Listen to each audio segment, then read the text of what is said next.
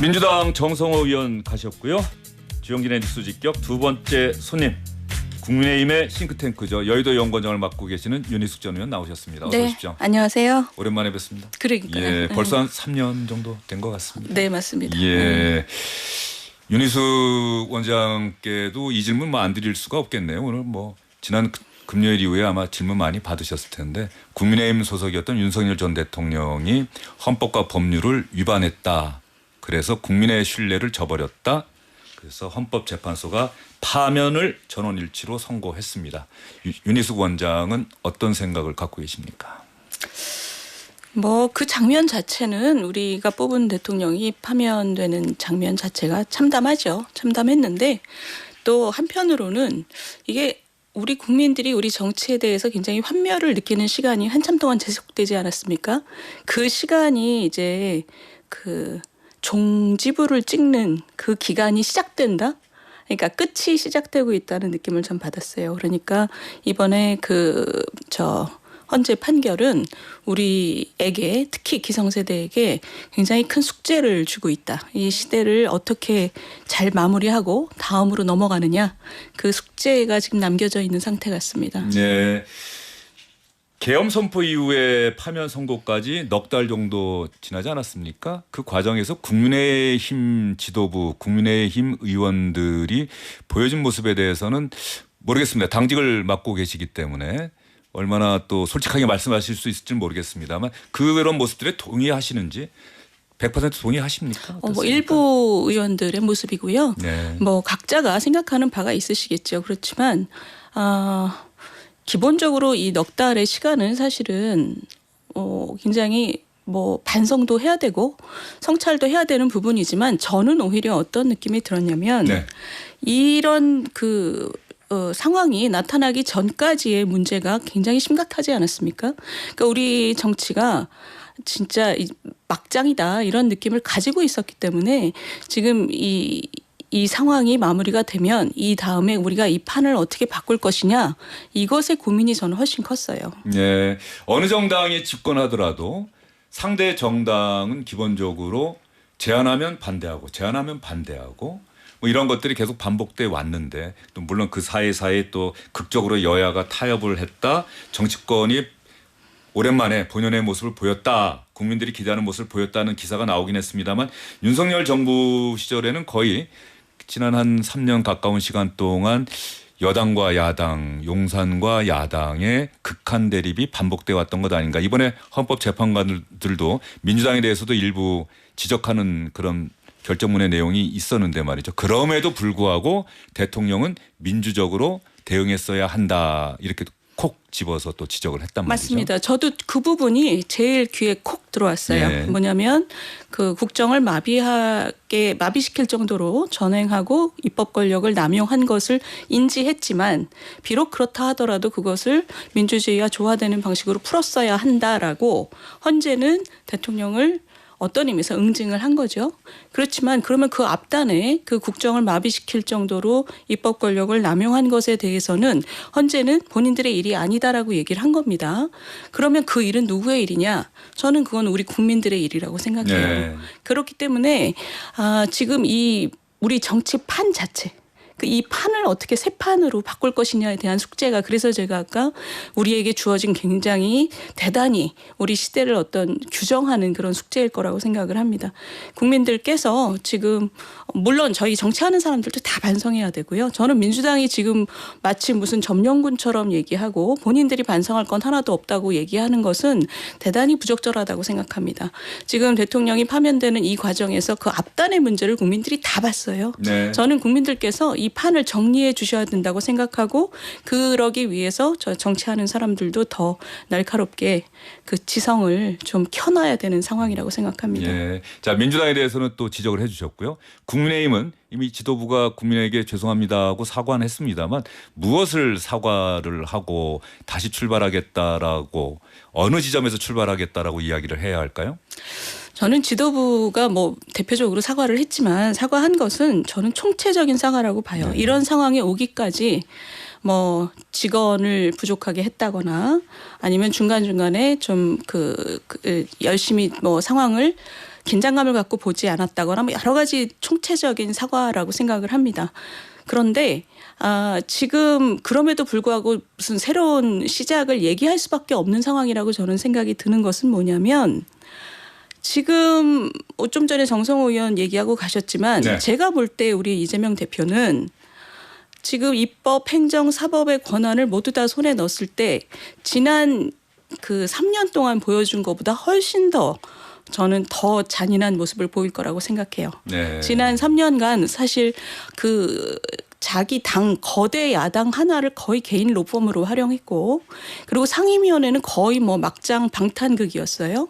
그런 모습보다 앞으로 만약에 이분에게 더한 권력이 주어진다면 행정 권력까지 주어진다면 나라가 어떻게 될 것이냐에 대해서 걱정하는 마음이 저는 누구라도 많을 거라고 생각합니다. 그렇다면 여당 입장에서는 국민들께 죄송한 건 죄송한 거지만 또 이 나라의 이 운명을 그냥 방치할 수는 없는 노릇입니다. 이 상황에서는 또 정리할 거는 또 온 힘을 다해서 정리하고 정치권 전체가 반성하고 다음으로 좀 더 나아지는 전화위복의 장으로 만들어야 되는 게 저희가 또 해야 될 일이라고 생각해요. 예, 정치권에 몸담으신 지로 지도부에서 또 일도 하시고 그런데 보면 당 지도부가 대통령을 향해서 쓴소리를 전하는 것 그렇게 하시면 안 됩니다라고 이야기하는 게 정말 힘들던가요? 보시기 어떻습니까?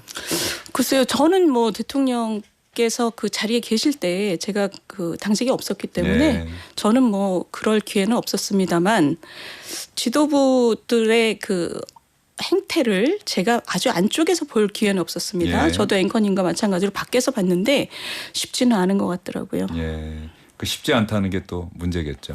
그러니까요. 예. 그러니까 그게 저희가 또 반성해야 될 포인트 중에 하나죠. 예, 윤희숙 여의도 연구원장은 또 많은 분들이 잘 알고 계시는 것처럼 또 노동 경제 문제에 또 오랫동안 천착해 오셨고 누구보다도 최근에 또 트럼프 미국 대통령이 취임하자마자 동맹국들을 대상으로도 가까운 나라들을 대상으로도 고관세 부과하겠다고 거침없이 이야기를 하고 지금 미국 내부에서도 상당한 또 반대 시위도 일어나고 있고 큰 혼란이 일어나고 있는 것처럼 보이는데 문제는 우리나라가 과연 이 파고를 어떻게 넘을 것이냐 이런 부분 아니겠습니까? 어떻게 전망하세요? 굳이 뭐 전망을 하자면 제가 볼 때는 이게 오래 지속될 것 같지는 않습니다. 아주 대담한 전망이긴 한데 네. 왜냐하면 지난 대선 때 출구조사를 했을 때 미국 국민들이 왜 트럼프를 찍었냐 그랬을 네. 때 첫 번째가 그 바이든 정부의 이민 정책 그 치안 불안이었고요. 두 번째가 인플레였어요. 근데 지금 인플레가 워낙 심해지니까 관세에 대한 반대가 굉장히 높아지고 있지 않습니까? 그래서 이게 아주 오래 갈 것 같지는 않지만 그렇다고 해서 우리 한국 경제에 흉터가 남지 말라는 법은 없기 때문에 그렇죠. 저희가 지금 온 힘을 다해서 이것에 대처를 해야 되는데 지금 유럽이나 중국이나 뭐 캐나다처럼 보복으로 가든가 아니면 그냥 순순히 따르든가 세 번째 옵션은 이제 아주 적극적인 협상이죠. 저희는 우리가 그 길을 가야 된다고 생각합니다. 왜냐하면 안보를 위시해서 우리 미국과 한국은 굉장히 중요한 이해관계를 공유하고 있어요. 그것을 적극적으로 설득하고 그리고 서로 윈윈할 수 있는 길을 찾아내는 게 우리의 능력이라고 생각을 합니다. 그 길을 찾아서 이 기간이 이 트럼프 대통령도 나름대로 지금 그 미국의 문제를 풀기 위해서 좌충우돌 하고 있지만 그것이 오래 갈 것 같지는 않지만 그 기간 동안 우리가 우리에게 큰 흉터가 남지 않도록 그 윈윈하는 그 골목들을 빨리 만들어내야 되는 거죠. 예.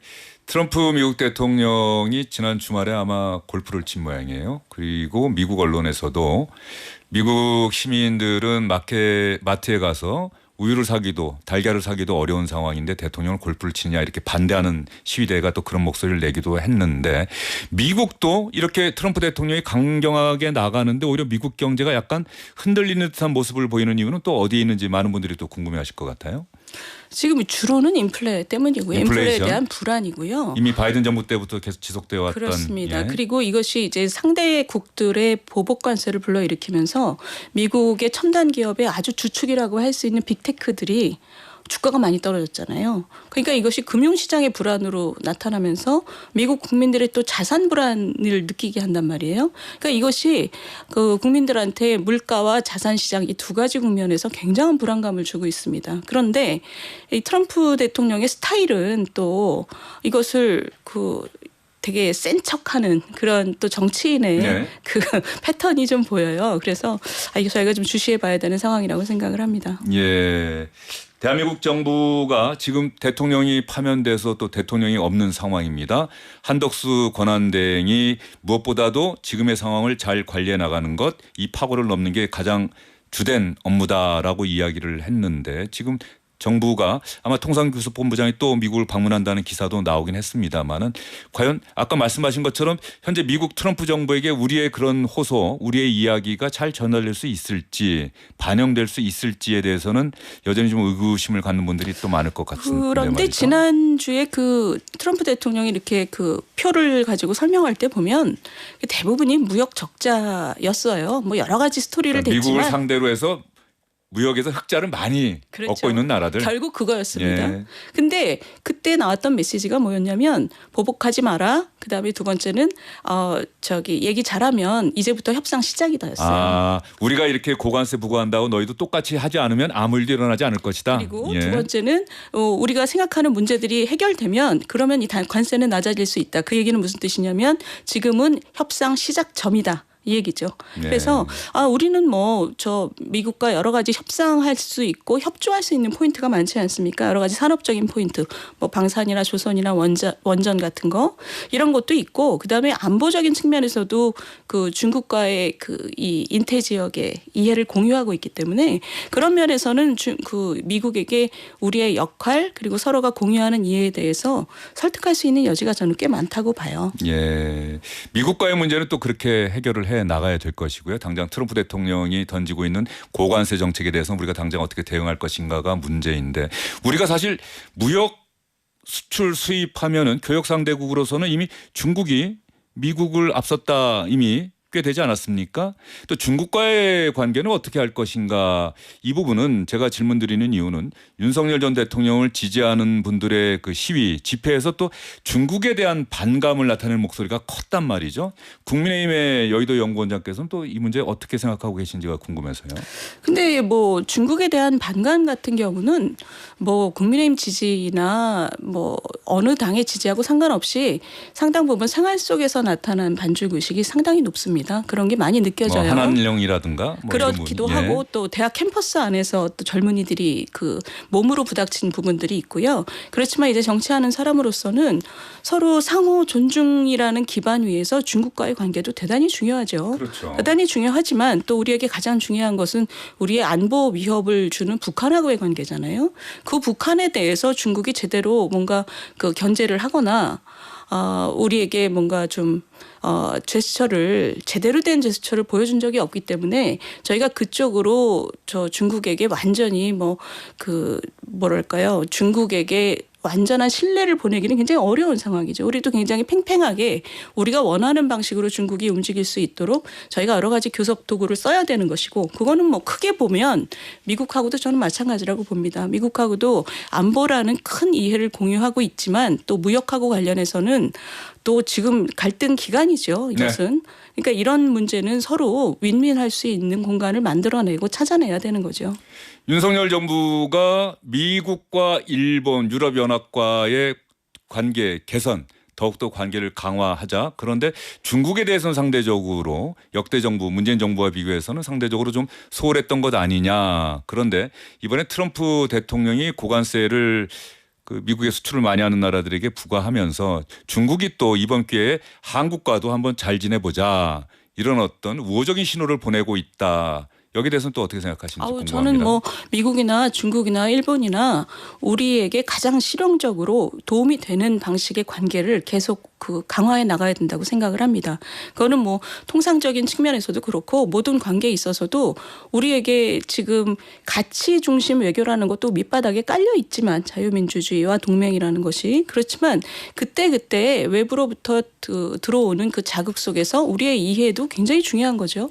그렇기 때문에 지금 뭐 미국, 일본, 중국 그 다음에 다른 그 동남아시아 국가들 모두 다 우리가 앞으로 좀 더 넓게 상호 존중의 기반 위에서 그 관계를 만들어가야 되는 것이라고 보고요. 근데 지금 뭐 우리 앵커님께서 그 통상 문제를 주로 네. 말씀하셨지만 사실 통상 문제 이전에 우리 경제 자체가 지금 주저앉고 있는 국면이라는 것에 대해서는 뭐 대부분이 동의하고 계실 거예요. 지금 아마 만나는 분들이 다 그렇습니다. 경기가 어렵다, 진짜 안 좋다 이런 얘기를 참 많이 하고 있는 것 경기가 같아요. 어렵다뿐만이 아니라 예. 경기 이면에 있는 우리나라의 경제 체질 자체가 지금 주저앉고 있다 이런 얘기 말씀 많이 하세요. 그런 면이 뭐냐면 지난 우리가 한 20년 동안 중요한 결정들을 못 내렸기 때문에 제대로 된 개혁을 못했기 때문입니다. 그것은 정치가 지금 새 판을 짜야 되는 필요를 네. 느끼는 거랑 똑같은 문제죠. 정치와 경제가 새로운 판으로 옮겨져야 되는 그 새로운 판을 짜야 되는 그런 국면에 우리가 지금 도달해 있는 거죠. 여러 면에서 우리가 지금 숙제가 많은 거죠. 지금 방금 말씀하신 부분이 윤희숙 원장이 정치권에 입문하시게 된 결정적인 이유 아닙니까? 맞습니다. 저는 87년 체제 이후에 지금 한 40여 년간 우리가 87 체제라고 그러잖아요. 네. 87 체제라는 게 정치뿐만이 아니라 경제도 대단히 이념 과잉의 시대를 살고 있다고 생각했어요. 그게 뭐냐면 제가 정치권에 입문한 가장 중요한 이유가 그 문재인 정부 첫 2년 동안 최저임금이 2년에 30% 올랐습니다. 네. 그것을 우리 정부가 우리 경제가 그것을 흡수할 수 있는 그 길이 없다는 걸 뻔히 알면서도 그런 정책을 써서 그 후과가 지금까지 나타나고 있는 거거든요. 지금 소상공인들이 힘든 것은 그러니까 그런 게 무슨 얘기냐면 우리가 굉장히 실용적이고 또 그 국민들이 먹고 사는 문제를 주로 그 우선시하는 경제 정책을 아직도 못 하고 있고 그걸 위해서 많은 개혁이 필요한데 못했어요. 이 우리가 정치를 새 판을 짜야 된다고 얘기할 때는 사실은 경제 역시 새 판을 짜야 되는 지금 그런 시간입니다. 많은 것이 반성이 필요하고 또 저는 그 민주당 정권이 또 다시 들어선다면 지난 그런 실수를 다시 하지 않을 거라고 생각하지 않습니다. 왜냐하면 그렇게 매우 이념적으로 경도돼 있는 정책들을 많이 했어요. 지금 부동산이라든가 그 노동시장이라든가 또 반기업적인 그런 정책들 그런 것에 대해서는 저는 우리가 좀 우리 시대를 제대로 좀 끌고 가기 위해서는 국민들께 그런 것을 잘 그 설명드리고 믿음을 드려야 된다고 생각합니다. 국민의힘이. 국민의힘 정부는 그런 것을 잘 해결해 나갈 능력이 있다라고 자신 있게 말씀하실 수 있습니까? 아주 잘할 거라고 그 약속을 드리기보다는 이거 좀 부정적인 말씀이긴 네. 하지만 지금 예를 들면 이재명 대표가 그동안 해왔던 걸 보면 뭐 굉장히 반기업적이에요. 재벌 해체를 얘기했고 그리고 민주당 정권은 아주 역사적인 부동산 실패를 해왔고요. 그런 면에서는 저는 제대로 된 정책을 만들어낼 수 있는 경제적인 식견이나 세계관이 있는 정치 세력이라고 생각하지 않습니다. 근데 국민의힘 같은 경우에도 국민들이 보실 때는 좀 부족한 면이 없잖아 있겠지만 저는 그런 면에서는 다르다고 생각합니다. 특히 저 같은 사람이 또 있고요. 네. 그런데 보니까 지금 말씀 듣다 보니까 정치와 경제가 사실 별개의 사안이 아니라 경제가 잘 돼 나가기 위해서라도 정치가 또 원활하게 맞습니다. 물 흐르듯이 잘 흘러가야 하는데 맞습니다. 지금 지금 국민의힘 정부에서 소속돼 있던 대통령이 벌써 두 번째 탄핵을 당하는 이 부분은 정치를 잘하지 못했다. 헌법과 법률, 국민의 신임을 위반했다라는 국민적 평가, 사법적 평가를 받은 것이거든요. 맞습니다. 예, 그런 맞습니다. 면에서는 사실 국민의힘에서는 철저한 반성과 또 국민의힘이 하는 약속에 대해서 국민들이 과연 신뢰할 수 있을지 이번에 헌법재판관들도 윤석열 전 대통령이 복귀할 경우에 국민들은 늘 그 숨은 의도를 의심할 수밖에 없어서 더 큰 혼란이 올 것이다 이렇게 이야기를 했었거든요. 아니 저는 앵커님 예. 말씀하시는 것에 대단히 동의하고요. 네. 국민의힘이 뼈를 깎는 반성을 해야 된다고 생각합니다. 그러나 그럼에도 불구하고 국민들 보실 때 그 앞단의 문제를 안 보신 분 또 없어요. 이 막장까지 오게 되기까지 지금 그 대통령 그 계엄 선언 이전에 29번인가 탄핵을 했습니다. 네. 그것도 탄핵할 만큼 잘못해서 탄핵한 게 아니라 그 이재명 대표를 수사하는 검사에 대한 보복 탄핵, 협박 탄핵 뭐 이런 거였어요. 이렇게 해서 나라가 이 지경까지 왔다는 것을 국민들 모두 알고 계십니다. 이 상황에서 반성해서 자유로운 정치인은 저는 우리나라에서 단 한 명도 없다고 생각해요. 그렇다면 이 상황에서 저희가 정말 제일 많이 반성해야 하지만 그러나 나라의 앞날을 생각하지 않을 수가 없습니다. 이렇게 그 보복과 협박의 탄핵을 29번이나 하는 정치 세력에게 네. 국민들이 신뢰를 갖고 있다고 저는 생각하지 않아요. 그렇다면 저희가 반성을 하는 한편에서도 이것을 어떻게 하면 이것을 전화위복으로 나라가 잘 되는 방향으로 이 판을 바꿀 것인가에 대해서 국민들께 책임 있게 정말 신뢰를 드리고 열심히 하는 거가 저희가 책임을 다하는 일이라고 생각을 합니다. 어떤 정치인이 국민의힘의 대선 후보가 될지 모르겠습니다만 여의도 연구원 차원에서도 대선 때 국민들에게 제시할 공약 이제 준비하고 계십니까? 전부 다 하고 있습니다. 예. 저희 뭐 정책위원회에서도 하고 있고 저희도 하고 있고. 혹시 파면 선거 이전부터 준비하셨습니까? 아니 저 언제나 정책은 예. 준비돼 있는 거죠. 만일의 경우에 대비해서 아니 예. 그건 공약하고 상관없이, 공약하고 상관없이. 언제나 정당한 정책을 하는 그 세력이지 않습니까? 정책을 위해서 항상 고민하고 준비하죠. 예. 연금 개혁이 일부에서는 여야가 모처럼 그렇게 싸우면서도 극적으로 합의를 해서 그 합의안을 국민들에게 발표해서 개혁이 이루어졌다라고 긍정적으로 평가하는 목소리가 있는 반면에 국민의힘의 젊은 의원들도 나서서 이거는 청년 세대들에게 빚을 지운 것이다 이렇게 또 강하게 반발하고 있어요. 연금 개혁 여야 합의에 대해서는 윤희숙 원장께서는 어떤 생각을 갖고 계십니까? 기본적으로 27년 동안 올리지 못했던 보험료를 올린 것에 대해서는 그것은 평가받아야 된다고 생각합니다. 그러나 그것을 올려도 연금 재정이 여전히 고갈 위험에 처해 있는데도 소득 대체율을 거꾸로 다시 올린 것, 노무현 대통령 때 40%까지 내리기로 해놓고 그런데 다시 올린 것에 대해서는 사실 변명의 여지가 없이 후퇴된 측면 역시 있는 거죠. 근데 저에게 어떤 그 신문사의 논설께서 저한테 연락을 하셔서 그런 네. 얘기를 하더라고요. 본인 얘기가 자기도 맨날 이 연금 개혁 빨리 해야 된다라고 주장을 했는데 젊은이들이 나와서 이번에 얘기하는 걸 보고 본인도 반성을 했다는 거예요. 젊은이들의 저렇게 어떤 의미에서 절규를 기성세대가 굉장히 둔감하게 받아들였구나. 왜냐하면 왜 소득 대체율을 다시 2% 3%로 올려야 되는지를 민주당에게 한 번도 제대로 요구하고 설명하라고 얘기하지 않았다는 거예요. 저는 그런 면에서 우리 기성세대가 반성해야 된다고 생각합니다. 예. 저희는 뭐 나름대로 하느라고 했지만 사실은 그 민주당도 그것을 귓등으로 들을 만큼 언론들이 도와주질 않았어요. 왜 다시 소득 대체율을 올려야 해라는 질문을 제대로 던지지 않았어요.